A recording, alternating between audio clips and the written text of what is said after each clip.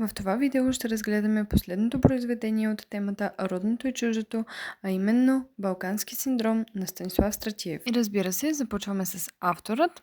Станислав Стратиев твори през 70-те и 80-те години на 20 век, главно белетристика. Истинското му име е Станко Миладинов. Водеща тема в творчеството му е за българския модел в народопсихологически план с негативните му измерения. Може да използвате тези ключови думи за уводната ви част на интерпретативното съчинение, а ако искате цяла примерна уводна част, можете да разгледате в канала ми. В следващия слайд ще разгледаме жанра и заглавието на творбата. Жанра на творбата е комедия на нравите или сатирична комедия.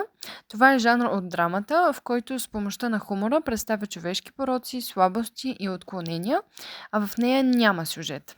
Заглавието на произведението има алегоричен характер. Думата синдром насочва вниманието към болестно състояние. Свързано с определението балкански, думата внушава представата за регионален характер, но и пародира представата на българина за връзката с юнака балкански от възрожденската литература. В предстоящите два слайда ще разгледаме сюжета на творбата. Балкански синдром ни представя парадоксална ситуация, която нарушава обичайния ход на живота. В случая става дума за театрална сцена, на която трябва да бъде изнесено представление, но непрекъснато някой от публиката излиза на сцената и прекъсва действието. В първото действие се появява крадец, който открадва чадата на една от зрителките и е изкаран на сцената от двама зрители. Става ясно, че крадецът всъщност иска внимание, за да изкаже от всичко това, което му се е насъбрало. След него и мъжете, които са го хванали, пожелават да споделят проблемите си, въпреки протестите на директора, който умолява. Всички се връщат сред публиката, за да може представлението да продължи. В края на първото действие на сцената нахлува голяма група сватбари, дошли от павликени, които са убедени, че това е мястото, ангажирано за тяхното празненство. Те твърдят, че всичко е решено горе, т.е. от висшестоящите, и директорът не успява да ги прогони. Второто действие е изпълнено с комични епизоди, включващи сватбарите, като в кулминацията се намества и едно извънземно същество, влюбено в младоженката. Накрая пристига бащата на младоженица и се оказва, че наистина има грешка и сватбарите се объркали мястото, защото за тях е била ангажирана операта, а не театърът. В края се оказва, че всички са имали свои мечти за добър живот, но са пропуснали да ги реализират заради съображението с наложените норми. Следващия слайд ще разгледаме композицията на творбата. Тя е изградена от две действия и е фрагментарна, т.е. няма стандартната завръзка, композиция и развръзка, защото има фрагментарност, но завръзката се приема е началото на театралното действие, когато излиза първата жена и крадецът. За кулминация се приема когато идват сватбарите на сцената, а за връзката е когато се разбира, че сватбарите мястото им не е в театъра, а в операта. Основен композиционен похват тук е театър в театъра. Липсва границата между залата, т.е. публиката и сцената.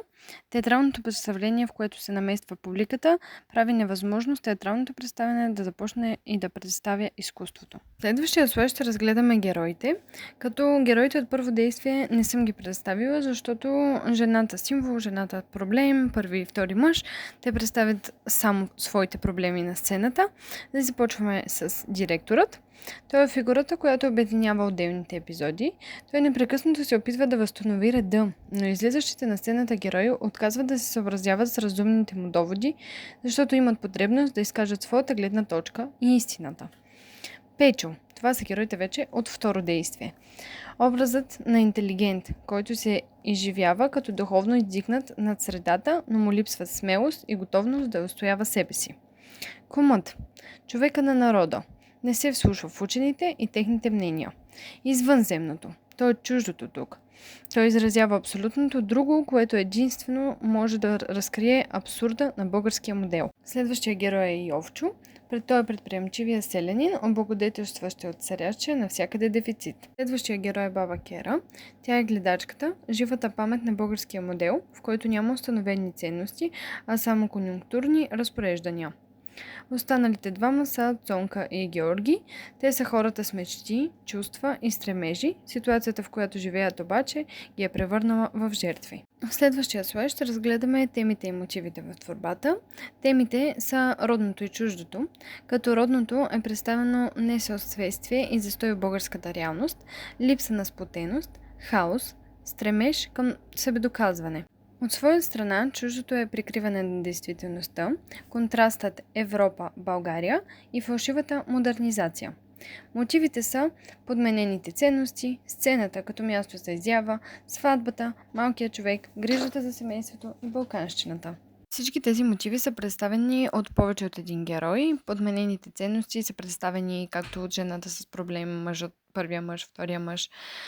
Сцената като място за изява са представени и сватбарите най-вече. Единствено грижата за семейството е представена от баба Кера. В следващия слой ще разгледаме по-подробно интерпретацията на темата за родното и чуждото. Голяма част от комичните ефекти на балкански синдром са основани чрез ироничното снизяване на образа на родното, както в родовия, така и в националния му аспект. В балкански синдром родовото и националното непрекъснато се преплитат, което личи в честотата, с която героите наместват в речта си понятията род и народ. Родовата сплотеност около преследването на материални придобивки се маскира с цитати от високия национален разказ за народа с неговото единство и благополучие. В следващия слой ще разгледаме проблемите и конфликтите в творбата. Основният проблем в комедията Балкански синдром е между погледа на обикновения човек към действителността и идеологическите престижни езици, чрез които се описва тази действителност. Това обяснява и употребата на похвати като интертекстуалност, междутекстовост и пародия.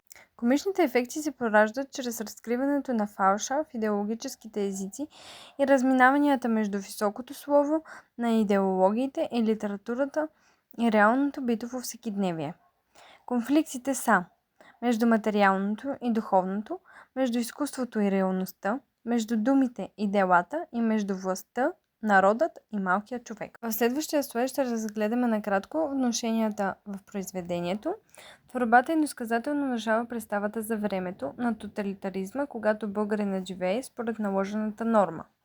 Разминаването между реалността и наложените разбирания за обществения ред води до комични ситуации, а човекът е принуден да говори с алегории, за да избегне цензурата. В сравнение с чуждия свят, представен чрез образа на извънземното, българската действителност изглежда абсурдна, но в нея се усеща духът на промяната. Малкият човек се стреми към доказване на обществения статус и търси начин да изпъкне, като например да направи сватба на сцената. Желанието на българина от онези времена е да осъществи мечтите си, без да се съобразява с наложените представи за това, кое е редно и кое не е. В следващия слайд ще разгледаме интерпретацията на другите теми в текста, а това е само обществото и властта. Балкански синдром ни представя един свят, в който народът и онези, които уж би трябвало да му служат, сякаш говорят на различни езици. Станислав Стратиев разобличава официалното изкуство в тоталитарното общество, привидно посветено на народа. То всъщност е откъснато от социалната проблематика и е изпразнено от съдържание. Авторът обаче не остава при умишленото идеализиране на обикновените хора. Пиесата предлага един усложнен образ на родното, в което симпатията към съдбата на малкия човек е съчетана с критичност към неговия конформизъм и материализъм. Това беше всичко за комедията на Станислав Стратиев Балкански синдром.